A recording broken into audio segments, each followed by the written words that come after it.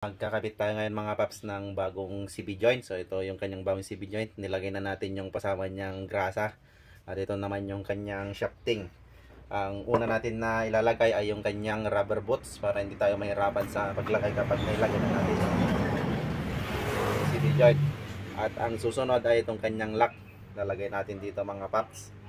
So bali ganyan lang. Ginamitan ko lang siya ng slice.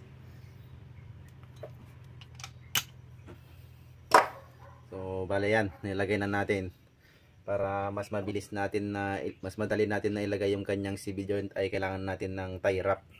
So yan. Ilagay na natin tong kanyang tie wrap na higpit na natin ay pwede na natin na ilusot tong kanyang CB joint. So bale yan lang.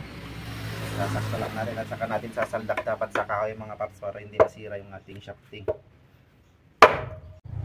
So bale yan mga paps na ilagay na, okay na, pwede na natin na i-assemble.